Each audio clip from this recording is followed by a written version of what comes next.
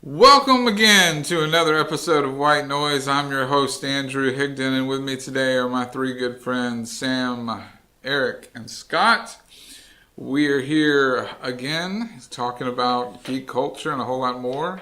And today, I think we have a topic that Eric especially loves, but is near and dear to, my heart, and that would be X-Men, with a new movie coming out soon, The Dark Phoenix, and multiple movies that we could talk about, plus, years and years and years of comics. Yes. I thought it'd be a good topic to kind of dive into, especially after, I thought our Lord of the Rings topic went really well, I felt like I learned a lot. I felt like I learned a lot from you guys. It was fun. That was fun. I learned a lot of new resources. I know, I swear. I started reading The Silmarillion, and that's been good, so getting a little education on.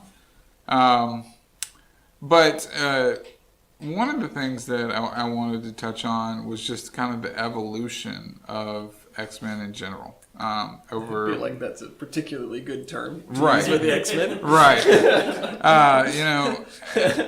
Why it started, how it started, the comics over the years, the movies and everything like that. So I kind of will turn that general topic over to my three fellows and we can begin the discussion. Yeah, Eric, how would you say that X-Men has changed and mutated? over mutated. Time. Yeah. Over time. Evolved.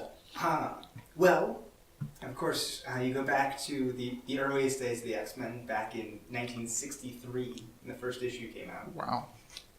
63. Yeah. Pretty impressive. The X-Men were really a attempt by Marvel to deal with some of the pressing social issues of the day in a way that was not so polarizing, which is why throughout their history, X-Men have dealt with issues such as race and sexuality and gender and all of those things, because they can deal with. They originally dealt with the issue of race by not having it be whites versus blacks back in the 60s when that was really a big deal. Yeah. But having it be the humans versus the mutants. And it's from the perspective of the mutants, the downtrodden, the not, even though they present themselves as the next step of evolution, the future of mankind, et cetera, they're consistently fighting and defending for a world that hates and fears them. And so you have that look at the oppressed and what that means and how they choose to rise above that. I think it's been really interesting. You watch that as they progress then through the changing social issues. And you find some of the characters like Cyclops, one of the original X-Men, who was all about the following Xavier's dream and a world where we can live together in peace, etc. By the time you get into the early 2000s, he's still pressing for the dream and what do we do and how are we going to do this. But you find him, the actual methods that he's using are looking more and more like Magneto from the early series, the early issues, just because of the changing cultural climate of what it is that we expect. That revolutionary mindset of, and we have to force this change, kind of took over, and you see the heroes then becoming more and more like that, even though that's originally, that was the villains, that was, we don't want to be like that. Mm-hmm. And it was an interesting kind of change to see happen in a character that was really long running, and etc. And you start to see some of the other characters recognizing that change in him and starting to question, are we actually going in the right direction? Which is what led to the event Schism, right around the 50-year anniversary. Okay. What was that story about? That story, Schism, is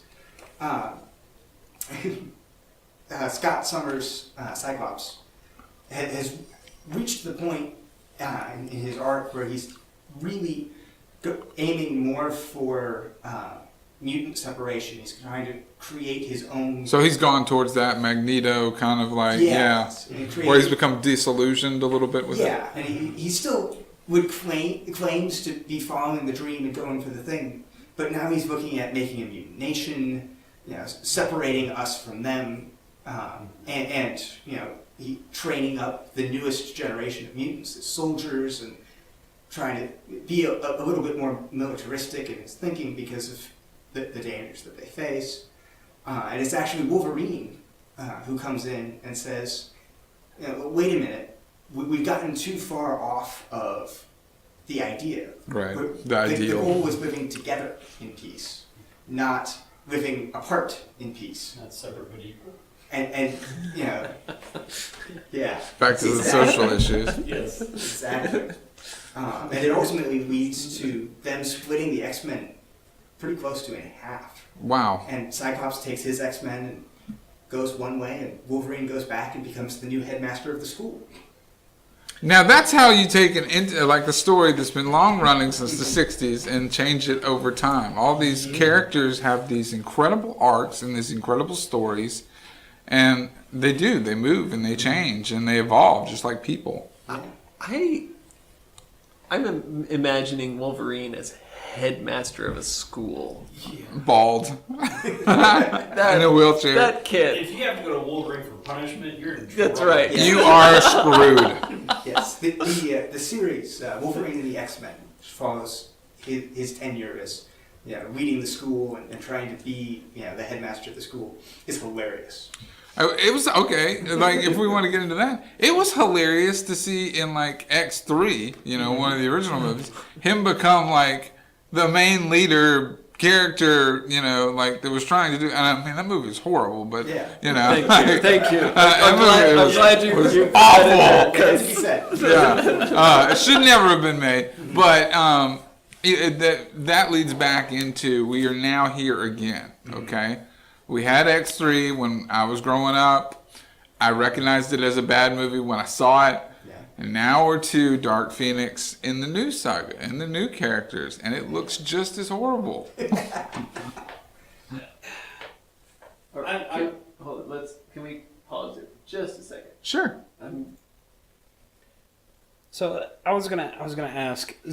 Again, I'm someone that's just seen X-Men as in movie form, never in the comic books or anything like that. So, kind of where X-Men start in the movies, how did it translate over from comics into that? It's interesting. They've made some unusual choices, some very understandable choices. For instance, things like they started with Wolverine as, we're going to bring Wolverine into the series. We're going to start with that. He was actually introduced almost 10 years into the X-Men run. Wow. Okay. But then after he was introduced, the character became incredibly popular, and so Well, I mean, yellow spandex. exactly. He's got People got tired. adamantium bones, man, and claws. And he's, People got tired of seeing the underwear outside. So Yeah. yellow spandex. Yeah, there we go. Yeah. So, but so you get some changes like that. You get some kind of interesting mix of how they try to follow comic stories. For instance, X2 is based pretty closely on the storyline God Loves, Man Kills. But they replaced, in the original story, it was a reverend who was leading the charge for, using Xavier's mutant power of telepathy powered by Cerebro to send out a wave of energy killing mutants. And then for the movie, they replaced that with he's a military officer. And took out the religious aspects. Mm-hmm. Which I think played better on screen because they were trying to be a little less controversial. Mm-hmm. Especially, Right. X2 was very early on in superhero movies in general. it was incredibly popular. Yeah. Mm-hmm. It was a really good interpretation of the story. Though, again, it made some significant changes like that. One, not knowing the comics very well, but one of the changes where I'd say they were consistent would be that they cast Patrick Stewart as Xavier in the comics from the beginning. Right. So Yes. they kept that. Yes, they through kept the that. whole thing. Yeah. That's just totally what he was. I read it in his voice every time I see something. He was the perfect casting. For, Yes. You know, Yeah. perfect casting. So, what did you think of like Logan? You know, that kind of that what seemed like the tying up of Hugh Jackman finishing out his character. It seemed like it kind of tied up that. Yeah.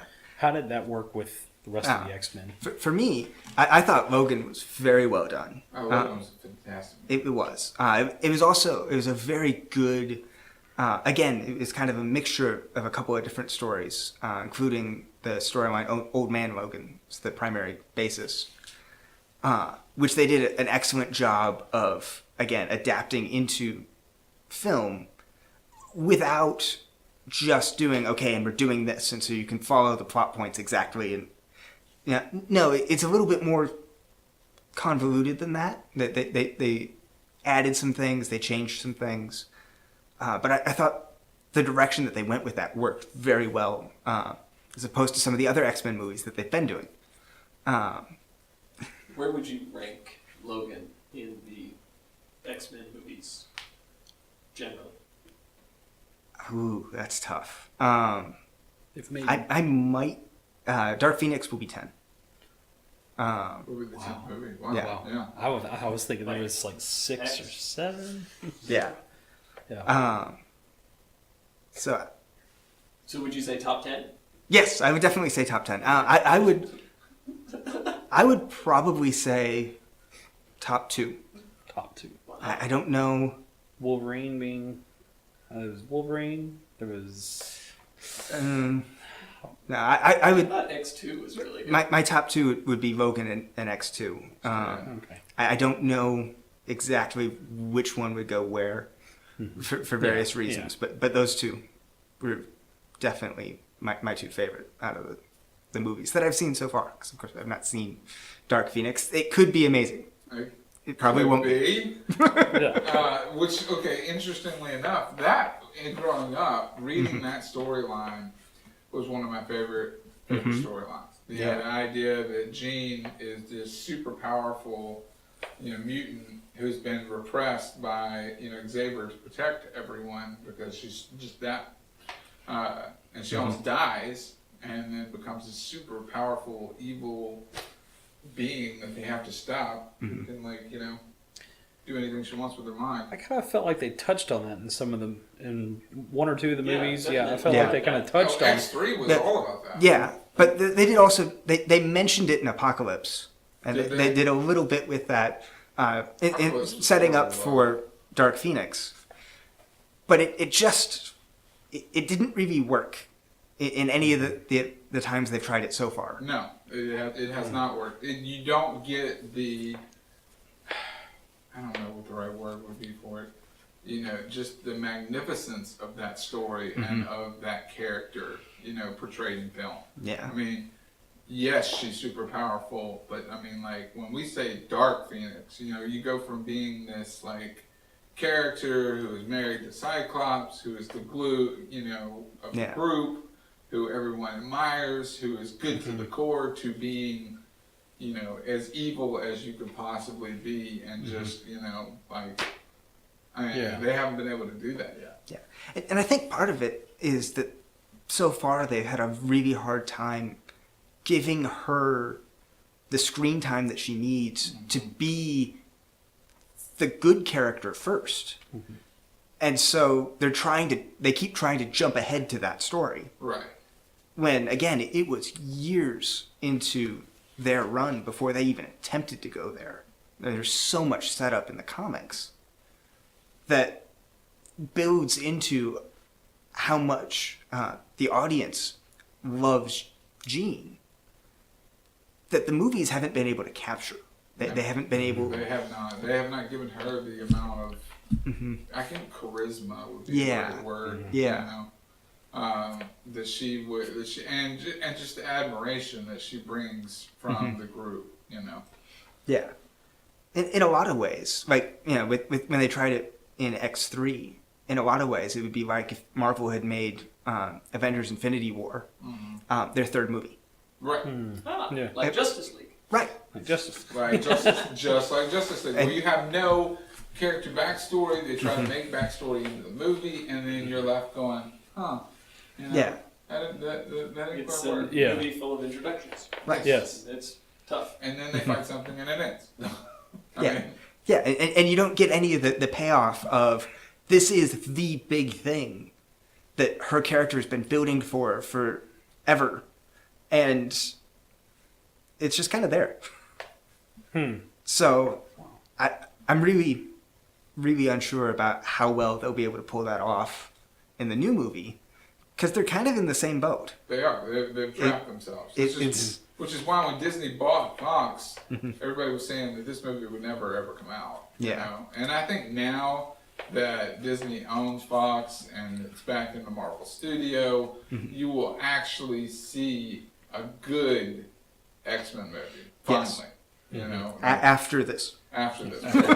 After this one fails. Although I will say this about X3. You know, like, I hated the movie. But the way that they demonstrated her power when she killed, you know, Professor Xavier, like Yeah. split him into atoms. You Yeah. know, like that's Yeah. how powerful she is. Yeah. Wow. Yeah. Yeah. There were some good things. Some The good things. the movie as a whole was not one of them. No. No, it was not. It was not at all. I am interested to see with the whole deal with Fox and Disney. I haven't heard definitively one way or the other about the new the New Mutants movie. It's supposed to be like a horror film. Yeah, It it was cool. originally marketed as a horror film. Last I heard that was still true. I know the release date got bumped back from spring to August at the beginning, near the beginning of that deal. But then with the deal going through, there's been talk of Dark Phoenix being the end of Fox's X-Men. I don't know where that leaves New Mutants. But see, I grew up reading that comic. Yeah. I mean, that comic was great. It was. You know, the New Mutants, Jubilee, and you know, all those characters. How they're going to portray it as a, you know, kind of a horror flick? That's going to be a little weird.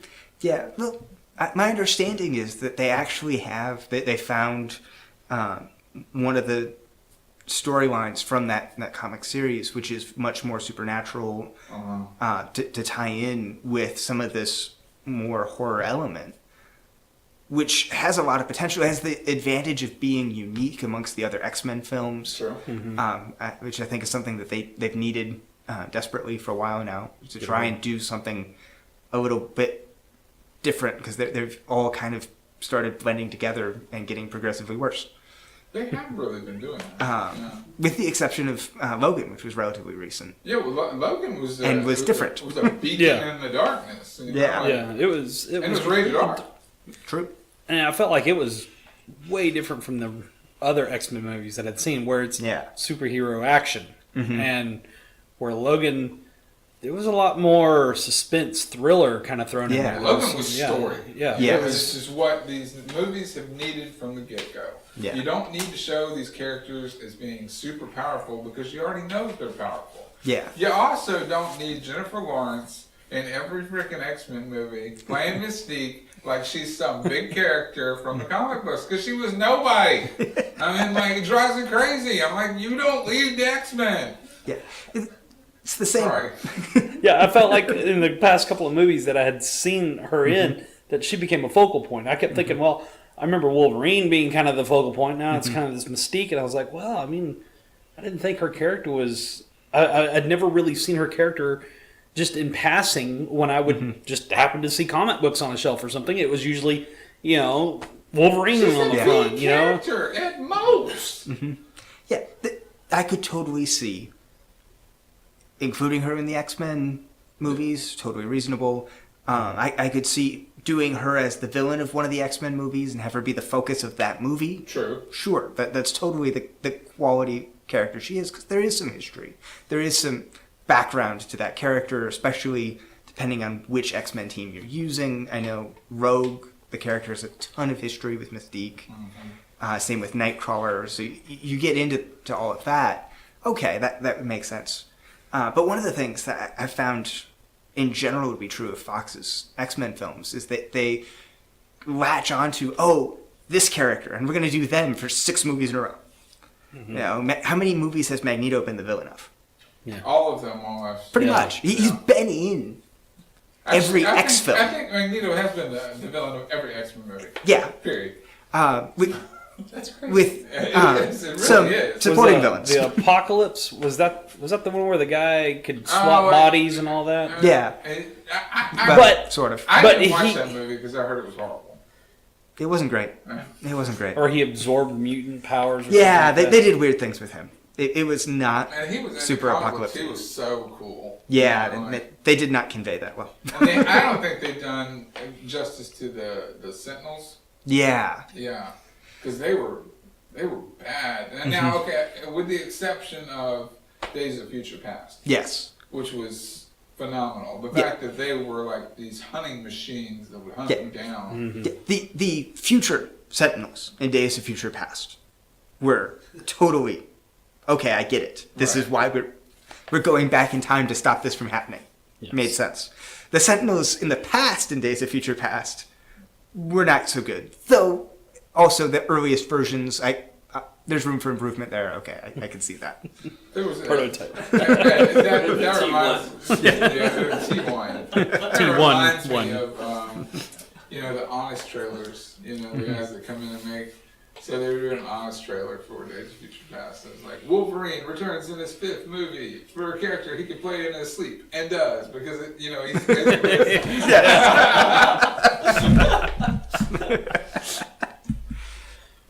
I do think it's interesting, given the premise of Days of Future Past. The entire action climax wouldn't have had to happen because the only things that change, according to the movie, are the things that Wolverine is changing the events of the past. And at the beginning of the action climax, Magneto, sticks him full of rebar and throws him into the ocean, and he is not seen again. Ever. Which means that everything else after that was going to happen that way no matter what. And they could have woken him up there, and it would have been the same. Somebody say plot hole, please. Wow. Yeah. Not that those events didn't have to happen and didn't have to go that way. No. But they were going to go that way from that point on.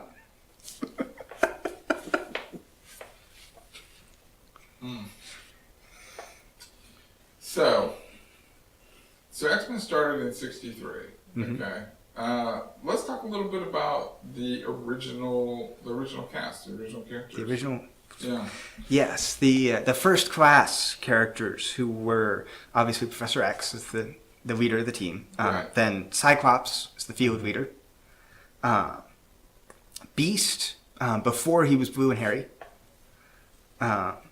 Iceman, Angel, and Marvel Girl, Jean Grey, Okay. who was introduced originally as the new member. And that was the audience introduction to who are the X-Men, was that Jean Grey was new. Right. Okay. Okay. So we kind of followed her. Right, for that first issue to She see... asked all the questions about what are you? Yeah, the what's X-Men going doing? on? Right. Yeah. How does this work? You're But- doing that? So her character was originally Marvel Girl? Marvel Girl was the original. Marvel Girl. Because I'd heard of Captain Marvel before. Of course, I know there was a whole bunch of disputes with that. So Marvel Yeah. Girl? Okay. There was a lot of, in the early days of comics, there was a lot of, changes. Yeah. What worked, what didn't work. Stanley and everybody was still trying to get it all worked out, Yeah. I like your explanation, though, about how it was representation of social issues of the day. I do. And so, okay, as that was the original team, and, how did that evolve into the different teams as they grew? Well, the first major change to the team roster happened after several years. The comics industry in general was starting to decline a little bit. The Right. X-Men actually ran like 30 issues over again. And so there's a gap in their catalog when it's collected, because issues, I think it's 68 through 99, were actually repeats Wow. of earlier issues, because the stories, they wanted to keep it going, but it just wasn't progressing well, and they weren't sure what to do with it. And then for their 100th episode, their issue, they brought in, they introduced a character that had captured the entire original team except for Cyclops. And so Professor X gathered together a new team of mutants who were Colossus and Nightcrawler and Wolverine Oh, and that's Storm cool. That is cool. and Sunfire and Thunderbird and Banshee, who had been introduced earlier. They brought him back and made him actually part of the X-Men. He was there earlier, then he got banned. Exactly, Gotcha. right. Yeah. And so, Yeah, that's just That was a great one. Sorry. but so that was the new team, and they introduced the new characters like that. And then after that, it was pretty much fair game. They introduced characters frequently, and then they started shifting things around. Shortly Right. after that, they introduced, I say shortly, it was probably another 10 years. Yeah. They had gotten big enough and spread out enough that they wanted to go back to having a team. They wanted to have the original team back together. Right. They had gone off and spread into the Avengers and the Defenders and all of that. And that's where the X Factor series came from. No, would that be in the 80s? The early 80s. The early 80s? Yes. So that would be what era? I know there was the Silver Age of comics.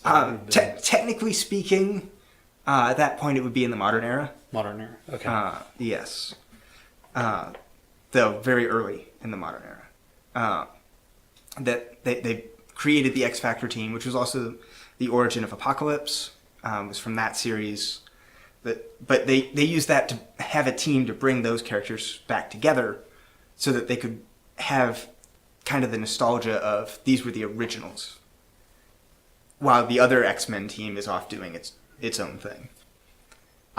And from that point, that started to be successful, and then they kind of splintered the X-Men into more and more books as The Uncanny X-Men. The Yeah. original X-Men. The yeah. X-Force and like a couple of other Yeah, things. and then you get the New Mutants. Right. You get all of these different teams start forming up, and especially the X-Men really hit their heyday in the 90s. Yeah, with 'cause the that's when I started animated reading that when I started- Series the really animated brought a series was lot of great. attention to them, and Yeah. they really flourished at that time. Probably my introduction to the X-Men Wolverine was probably the Super Nintendo game. Yeah, Wow. X-Men. Yeah. Yeah. And that same era. yeah, absolutely. Oh, I love the arcade game. The Yeah. X-Men arcade game. Yeah. It's pretty cool. I wonder if I could find the cartridge. I've still got my system. Find a cartridge on eBay, play it. But go If ahead. you want, I own it. You could borrow it. But anyway, yeah. But then in the 2000s, the X-Men really took a downturn in popularity, and got kind of shifted further and further back in Marvel's catalog, to the point that in the 2010s, especially around 2015, is really where it started. There started being some debate amongst fans about whether Marvel was actually trying to phase out the X-Men and replace them with the Inhumans series, because yeah. Marvel Studios had the rights to do the Inhumans and not to do the X-Men. And now they have the right to the X-Men. So we'll see what And happens. So that's why they call them Yeah, but then Inhumans. they had that Yeah, series, I the was Inhumans. Yeah. This is Yeah. nothing. Yeah. So, like, even in Agents of S.H.I.E.L.D., you Agents had of the S.H.I.E.L.D. Inhumans. Yeah, you had Yeah. the Which is Inhumans. really cool. I like that show. But they couldn't call them mutants then. Right. No. And so they were Okay. using the Inhumans. And that's part of where this theory came from, that they're trying to, even in the comics, shift them out. But then but brought then- them back. They bu- But and even several years ago, they actually ran the X-Men against the Inhumans right up to the issues known as Inhumans versus X-Men, and really brought the X-Men back into the fold in the aftermath of that, and no, we're not getting rid of them. No, they're still here. Yeah. Which was probably at the earliest stages of the deal with Fox. Yeah. Yeah. That was We're not gonna that pay. was in one of those contracts. Yeah. We're not going to phase these guys out. So how many more studios would Disney have to purchase in order to get all of Marvel? You got to get Sony. Yeah, but I believe after the deal with Fox is finalized, Sony is the only studio that still owns Universal. Universal has the Fantastic Four? Hulk. They have is the reason there aren't any more Hulk solo movies is because part of those rights belong to Universal. Interesting. And I was so- wondering why Mark Ruffalo hadn't had his own Yeah. standalone movie. Yeah, it comes down to Universal still has enough of the rights that they have to be involved in a Hulk solo movie, but not enough that they interfere with Hulk being used in other things. Which is why you So get things convoluted. like his appearance in Ragnarok instead of just getting Awesome. Planet Hulk. Right. Yeah. Yeah. But I feel like he worked really well in Ragnarok. He did. Whereas I mean, Oh my gosh. Hulk, the two Hulk movies that we've seen solo, Yeah. much harder to Yeah. work with. Yeah. I mean, I think the second one they did was Significantly better. But it's a tough Yeah. character to run as Mhm. your Oh my gosh. yes. protagonist. Yeah. Yeah, totally. Yeah. Yeah. Interesting that you bring that up because to tie this all the way back around a little bit, the first Hulk movie actually ran into a lot of the same problems that X3 did, which was they tried to take a story it was a pivotal story decades into the character's development Yeah. and make that their movie without putting in the time beforehand to make it actually make sense. Did that story also have mutant poodles? I don't recall the original comic having mutant poodles. Okay. Just saying. Just saying. Yeah. Mutant poodles as bad guy. I feel okay. Not amazing. I feel like this show is definitely going to go down a road right now because I'm about to introduce the topic. So we're gonna keep going with this. We're going to keep talking about bad comic book movies and how they intersect with characters. So let's just talk for 1 second about the last Fantastic Four movie, Oh, yes. Wow. if we may. Is it really the last Oh my gosh. Fantastic Four movie? If Marvel could please get those characters back and actually make a movie that was worth the dang, I'd be happy. Yeah, but Captain America would have to play. What's his Not name? necessarily. Killmonger could. Ugh. Yeah. That's when we start getting into this song. Didn't I see you? Obviously, what we determined is that the person who plays Human Torch in the Fantastic Four movies can go on to be a successful comic book character later. Yes. Yes. We've seen this, huh? Right? It's- I mean, you can't blame it on casting. no. Chris Evans Right? was the perfect cast for Captain America.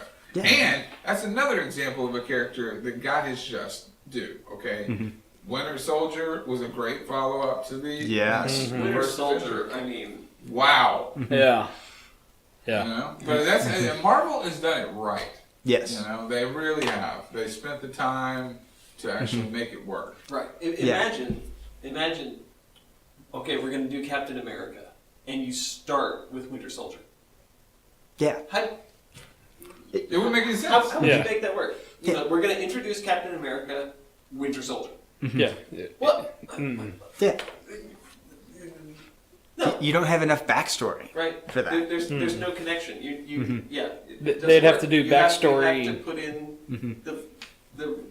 The time. necessary time. Yeah. Yeah. They'd have to do a 30-minute backstory, and that Even wouldn't then, do anything. like, the Yeah, way it they would be did it. sliced up and Yeah. cut up so have, bad you you have wouldn't. to come to that movie knowing his character and being sympathetic and knowing When all this stuff. when Ragnarok came out, my wife hadn't seen many of the other Marvel movies, and she was like, I need to see these movies in the way that they need to be viewed. So we spent an entire week watching every movie, and I said, this one's going to be a little highlight, this one's going to be a little rough, but this is how they flow, and we did it with the chronological order, not the release date order, Yeah. to kind of help tie the stories in a little bit better and help it flow. And by the time we got to Ragnarok, wow, yeah, she was all into it at that point. So Yeah. So The original Thor movie, I mean, they did great origin stories, which is why I'm looking forward to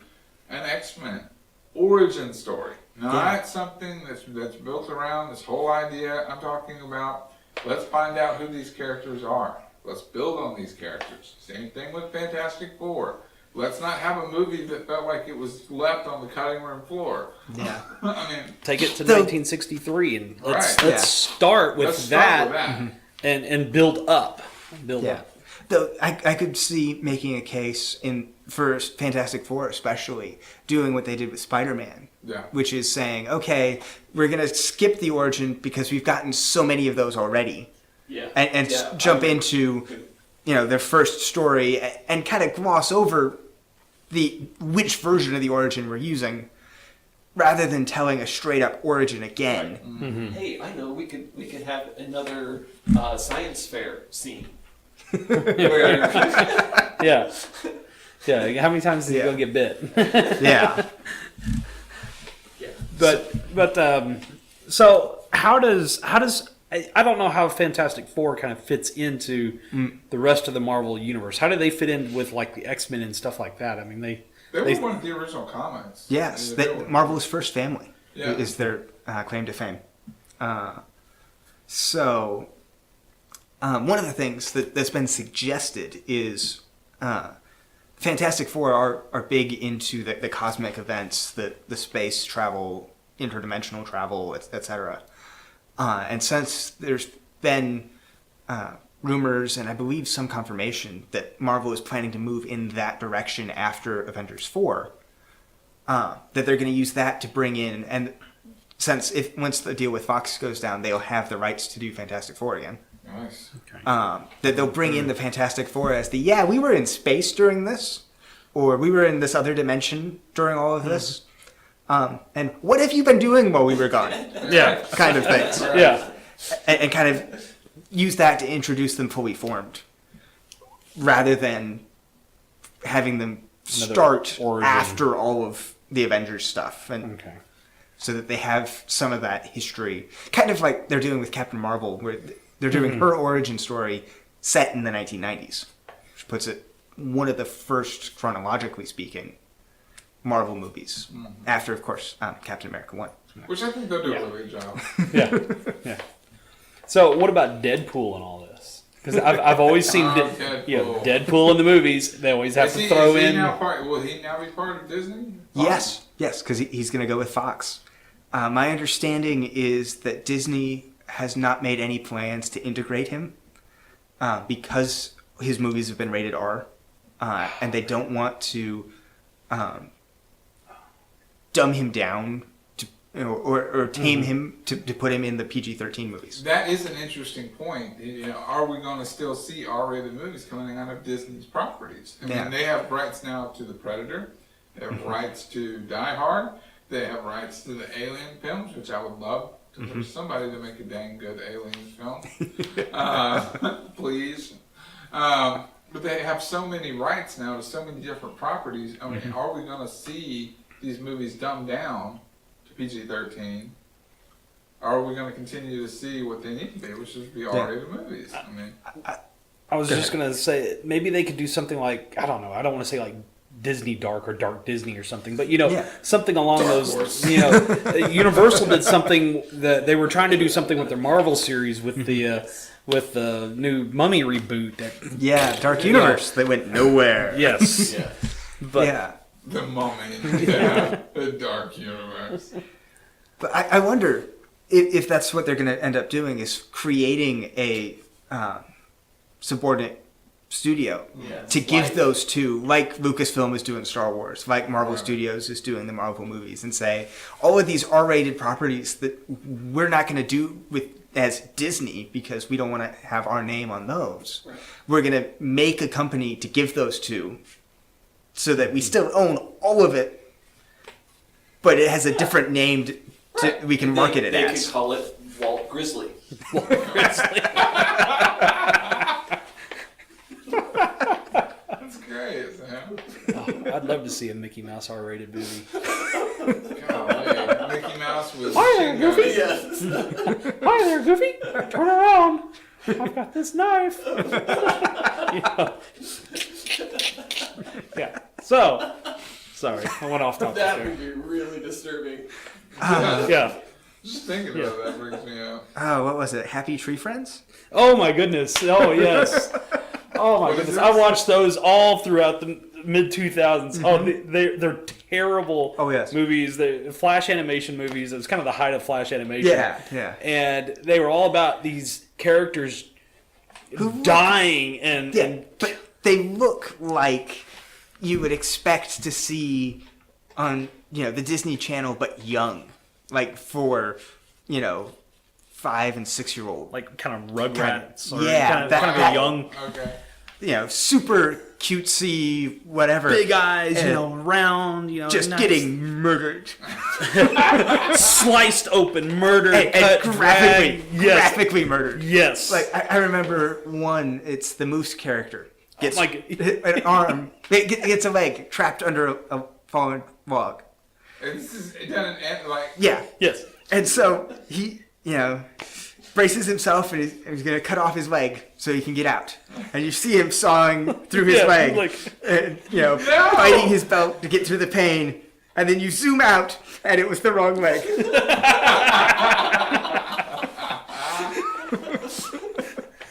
Oh my god, yeah. Man, those were some great animations. I thought that was a great turning point because I was like, oh yeah, this is. Oh no, this is not. This is definitely for 18 plus. This is Yes. awesome. But Yes. it was. I could never. Flash animation. Yeah, yeah. God, where did Flash go? That's the thing. Where did Flash go? Wow, he was gone in a flash. There was a website. This show's going all over the place, but there was a website that I used to watch growing up. In my teens, and I don't know if anybody has heard about it, but it's you'rethemannowdog.com. Okay, and this channel would make crummy Flash animations, just like what you're talking about, and like things like they love, like Star Trek: The Next Generation. So a Mentos commercial made with like Riker, and like all these other stuff. I mean, it was just animations like that were for adults, but they were just crazy, and they were badly done. too, Yes. which was like made it even more wonderful. Kind of like Newgrounds, they had. I remember the very early beginnings. They would kind of gather up a lot of that stuff. Oh, a lot of the like pop culture Albino stuff. Black Sheep and Yeah. stuff like that. That was another Oh yeah, site. Albino Black Sheep. God, yes, yes, the early days of the internet. Well, back to X-Men. Or do we move on? There's the new series that we were also. Well, I mean, That we had have some- we exhausted this topic? I mean, do I don't we think want to we- continue to? I mean, I could go on pretty much indefinitely when we just don't have time for that. If we've got other stuff to talk about. Well, okay. There was something else that came up. Well, there's two things. There was two things that came up, and it's probably been the past week or so. We spent Lord of the Rings last week. Didn't really get into it, but Star Wars has had some things happen over the course of the last 2 weeks. The first one being that under the new regime of Lucasfilm, Kathleen Kennedy is the president, right? So we've had 4 movies now in varying degrees of success, okay? And some of them, were good, and some of them were very bad. Success is not. But her contract's now been extended for 3 years. So, what is going to happen with this property moving forward, okay? Bob Iger's come out and said that they really screwed up. They shouldn't have released so many Star Wars movies together, because obviously somebody's upset about Solo losing so much money. Yeah. Yeah. Somebody's mad at it. But you would think that would fall on Kathleen Kennedy, and she's gotten a 3-year extension. So what do you think that's going to do to the movies and to any other content moving forward? Are we going to continue to see this decline or this what I feel like is pushing an agenda, in these movies? Are we going to see more of that? What do you guys think? I'm kind of thinking that after this last movie, we're not going to see something every year. Right. We're going to probably see something 3, maybe 5 years. They might even wait 5 years to kind of let this settle and start with a nice, fresh toilet bowl of water. Blow over. Yes, let everything boil over. And then, because Star Wars community, people are like angry hornets. They're mad. Yeah. They are mad. Yeah. At least, I mean, it's interesting that her contract was renewed, but I think it still sounds like they got the message, Yeah. right? Oh, yeah. So they got to change something.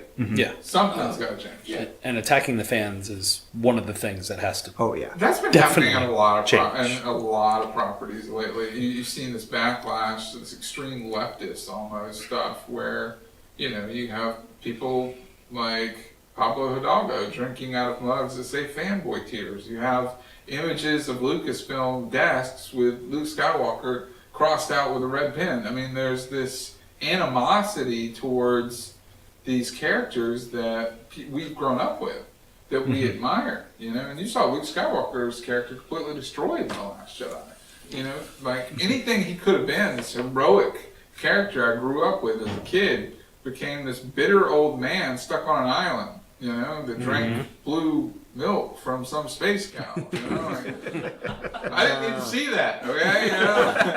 I mean, I felt like they could have done an honorable death, and I know we're going this, but I felt like we could have done an Go back honorable to death with him. Yeah. With that. We've had a So, 3-week break.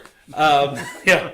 So, yeah, with the new films, and the new TV series, I kind of have hope for it because I've seen some of the directors that they've got, and some of them are pretty experienced. I mean, we've got oh man, I have a hard time saying his name.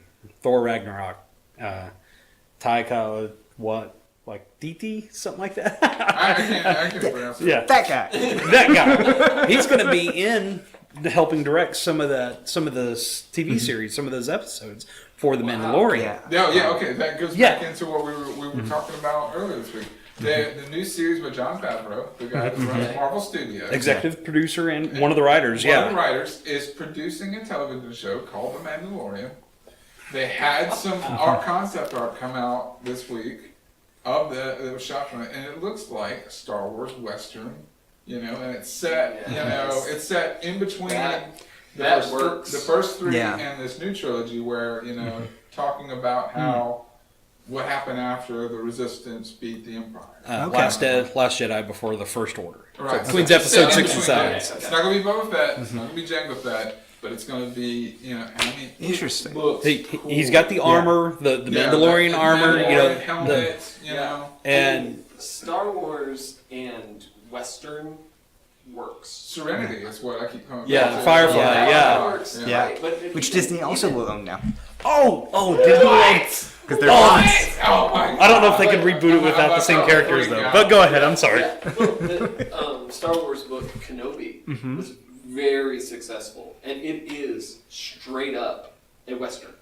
Wow. I mean, Yeah. down to the desert, the mysterious stranger comes into town. There's water disputes, and it's a Western. Wow. Okay. Very successful. Yeah. And I feel like that is a really good mix because Westerns and the sci-fi heroes, like, they come out of the same Pulp Fiction. Oh, yeah. Yeah, mold. because they're the same I stories. will They- never, ever forget the first episode of Firefly.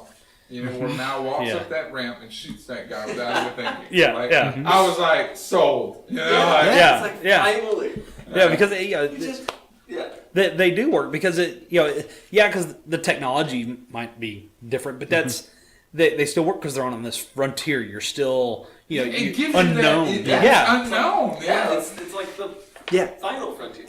And Star Wars has all the right elements to make that Lone Star. work because they started with the premise of their spacefaring cultures are expansionist. They are Right, the explorers. exploring. Pioneers. They have the outer rim worlds, which are basically whatever you want. Do whatever you want, as long as you don't get caught. Yeah. Don't get the attention of the big government. Right. And do whatever you want. Kind of setup, which is basically the premise of any Western ever. Yeah. Yeah, so with the Mandalorian, this will work out great because warrior class has got to be. He may not be a bounty hunter, but we kind of get that idea a little bit. A hunter, a prey, a warrior and type it's set, person. It's set Predator. Away from the events of the other movies. Yeah. Which is Right now, absolutely what they So need we're to going do. to be Right. on They the have to get a edge. story. We're going to be on the edge of the frontier, Right. worlds, Frontier. so to speak. So Yeah. this is. I've got high hopes for this. Now it's gonna definitely be on the streaming service. The streaming Yes. service coming out in 2019. Yep. And you'll start to see stuff like that. They'll have a series like that, but they've already started to do the same thing with CBS with Discovery. So their Discovery was really popular. Now they're going to have another Captain Picard series. Captain Picard's coming back. Woo! But with Discovery, Netflix bought the first season. Did it really? Yeah, Netflix paid for the entire first season. So now that Netflix. That's why it was on Netflix. The first. CBS. No, Netflix paid for the entire first season To be able to stream it on their to service. stream it on their service. So that's why the first season kind of went wonky. Why this second season of Discovery has to work out because Netflix isn't paying for another season. That's all falling on CBS. So now it's all their money that they have to do something with. So yeah. Discovery went that story. Have y'all seen that? I only saw the first episode because You I don't have the CBS streaming service. Oh well, I'll give you a website and watch it wherever you want. It went crazy, and I'm not going to ruin it for you because that show was really well done. I'm from Star Trek: The Next Generation. Yeah. Generation. Yeah, absolutely. And I'm kind of a purist. I liked the 2009 Star Trek reboot. I liked that a lot. I did not like Into Darkness, but that's, I didn't like that. Yeah, well. I did like Star Trek Beyond, which is not a popular thing. I hope that was great. But Discovery is shot in that new realm, like the 2009 reboot. It's very flashy. The technology is very well done. I mean, the storyline for Discovery is very out there. It's very Star Trek. But I read that the story was set before the Next Generation, or the timeline was before the Next Generation. It was before the first Enterprise. Okay, wow, Yeah. okay. Like in this next season, they meet Chris Pine. Oh, wow, okay. I do know that Paramount owns the movie rights to Star Trek. Right. And that's why the reboot series was very drastically different. Like the Enterprise, their outfits, a lot of that was so drastically different was because CBS and Paramount both have these different visions for what they it want. should be. And I think in the contract it was stated that it has to be different than what the original kind of Star Trek was about. So that's why you have Paramount having kind of that new vision. So the alternate timeline. The alternate timeline. That's that one was of the because of coolest that. things about Star Trek is, and not so much in Star Wars, but in Star Trek, anything can happen. People come back from time, come back in time. They go into the future. They do all this other stuff. There's people. There's things. There's people like Q who can just make things happen. I mean, it's just like we can do anything we want. Star Wars is way more kind of grounded. There's this mythology with the Jedi and those kind of things, but you get that, and even in the first movie, Han Solo shooting first, you get that Western kind of feel, the outline. It's Yeah. Oh, yeah. it's a cantina. I mean, it's even called a cantina. Right. Yeah. And the guy dies at the table, and people stop, and then they keep going. And Throws the quarter to the guy, That's right. sorry for the mess. Yep. And the band, And the band kicks back kicks up. back up. That's right. Yeah. But yeah, I do have high hopes for this new Star Wars series that's coming out. I feel like the Mandalorian. I feel like that might help kind of ease tensions. Maybe that'll give them. They could do that for a couple of years. Kind of let that story kind of play out. and then maybe come back out with another movie, something along those lines to kind of help get back into a pattern of success. I don't know. The fans are pissed. Yeah, They're mad. So I mean, you're gonna have to do something really good, and episode 9 is not gonna do it. There's no way you can go from episode 8 to episode 9 and make a story that's gonna be good that people are gonna be happy with. Well, it's just not gonna happen. Especially because of how polarizing episode 8 was. God. Because it wasn't just that everyone hated it. It's put the fandom down the middle with half the people absolutely hate it and half the people absolutely love it. Right. So what are you going to do to bring those two halves back together in the next movie, and that ends this run? They would have to do whatever they did to Darth Maul. I'm still trying to figure out how that guy survived falling down a shaft, cut in half. But I guess, we're using the Star Trek mythology. It ain't gonna happen. Come back. Yeah. Mechanical legs. Yeah, I saw the Clone series. Yeah. Exactly. Clone Wars. I haven't seen the Rebels. Reunite the two halves of their audience. Yeah. There you go. Mechanical legs. And he'll have a brother. The key. That is the key. And then he'll have a brother. Right? Yeah. I still, have this high hope that, the beginning scene will be Luke Skywalker waking up from a dream or something. Oh man, Oh. that would be so bad. Yeah, he's partied all night with all the Ewoks and whatnot. He wakes up the next morning and It's everything. like, man, I shouldn't have drank that and That stuff's strong.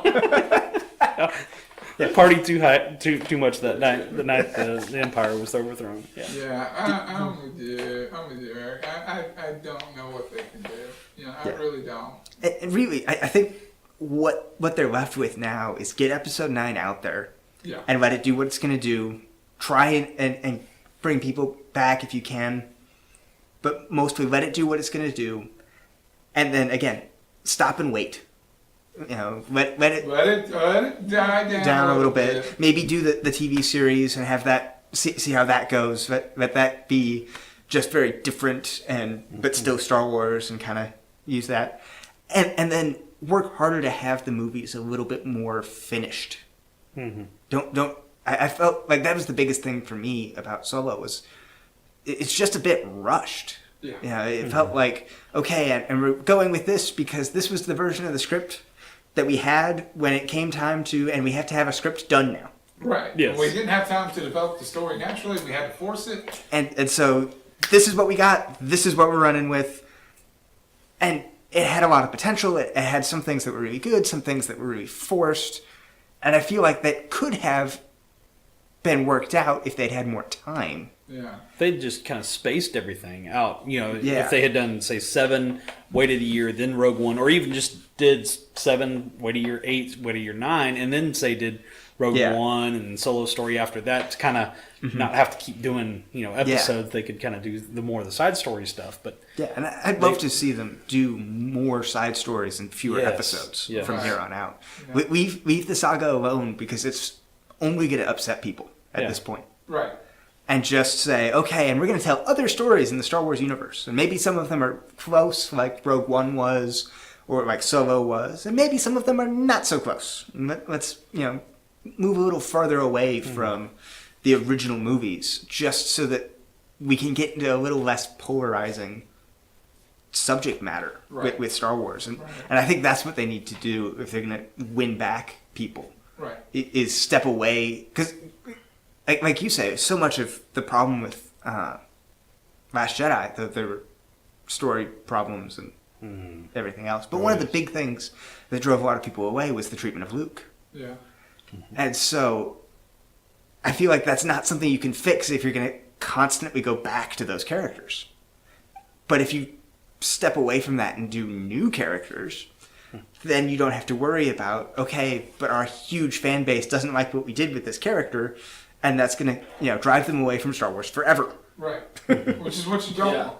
Yeah. I mean, you've got tens of thousands of years of lore and a whole galaxy Yeah. far, far away, and I mean to do stories with. I mean, there's tons of stuff that you can build upon in there without just focusing in on those that core group, the episodes, and just the Yeah. There's so much that can be done. Yeah. I'm sorry. I was just thinking, I mean, you could go back in time. Oh, you know, yeah. 900 years and do a Yoda origin story. I was Born gonna- I was. I was going to say, it's a throwaway line in episode 1, but the Sith have been extinct for a millennium. Yeah. What were they doing then? Yeah. What was the story for that? I would like to see them In do the it. An expanded old universe, Republic, they did yeah. that, and then that got cut from canon. Well, guys, we've been talking for an hour about a whole bunch of things, and I think it's been a really great episode. Yeah. And I guess we'll pick back up next week with all you guys, and we'll go from there. You have any parting thoughts on any of the topics that we talked about, guys? No. Silence. Well, I would like to see them. Just final thoughts. I would like to see them like they did, like they're going to do with the Mandalorian. Do an Old Republic movie. Yeah. I would like to see that. I really would. Something set far, far away, 1,000 years away. No, all new characters. None of the old stuff. So. Here, I have a parting thought on a similar vein, but tying back to our original topic of X-Men. I think it'd be interesting to see Marvel, rather than make X-Men movies after they get access to those again, to go ahead and do like TV shows. Yeah. Animated series or even And run it like that, rather than try and replicate, but better, the Fox movies. Just to step away from that entirely and say, we're going to do a series now. Yeah. That's because the X-Men. a comic book series would work well with a TV series. And that's just like an arc. You need Yeah. a longer arc than just Right. a movie. Yeah. Because there's too many characters Right. in the X-Men to really convey everything you need to in one movie. And I think if they ran that as a TV series, that could do a lot for helping them branch out. They haven't done a whole lot of success with actual TV series. Agents of S.H.I.E.L.D. has been doing pretty well, but then Agent Carter didn't.